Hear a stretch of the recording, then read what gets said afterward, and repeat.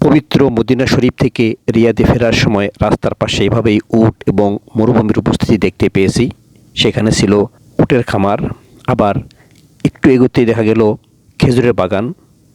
প্রচুর খেজুরের বাগান আমরা দেখতে পেয়েছি। শহরের বাইরে যেরকম খেজুরের বাগান আছে, সবুজের আবহাওয়া আছে, তেমনি সৌদি আরবের রাজধানী রিয়াদে রাস্তার পাশে এরকম বিভিন্ন বাড়ির ধারে কিন্তু এই ধরনের উচ্চতা সম্পন্ন গাছ দেখতে পাবেন। প্রচুর গাছ আছে, খুব যে বেশি তা না, তবে মোটামুটি সবুজের উপস্থিতি আছে।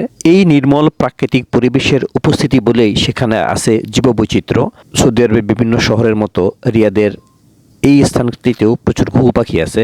এই যে একটি বাড়ির ধারে গাড়ির পিছনে দুটি ঘুঘু পাখি খাবার সংগ্রহ করছে।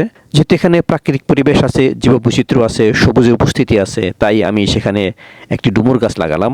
একটি বাড়ির পাশে, এটি একটি অফিসের পাশে সবুজ যে স্থান, সেখানে লাগালাম ডুমুর গাছ।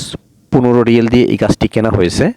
এখানে নিয়মিত পানি দেওয়া হয়, তাই এখানে মাটিটা ভেজা, সবুজ ঘাস আছে। তাই স্থানীয় যারা আছেন, একজন পাকিস্তানি, একজন বাংলাদেশি, ওনাদের সহযোগিতায় এই ডুমুর গাছটি লাগানো। এটি হলো আমার 10তম দেশ যেখানে আমি গাছ লাগিয়েছি। এই যে আছেন আলম ভাই, আছেন হলো দেলোয়ার ভাই, যিনি পাকিস্তানি, আলম বাংলাদেশি। গাছটির ওনারা পরিচর্যা নেবেন, নিয়মিত পানি দেবেন, ওনাদের এই আশ্বাসের পরিপ্রেক্ষিতেই এখানে গাছটি লাগানো।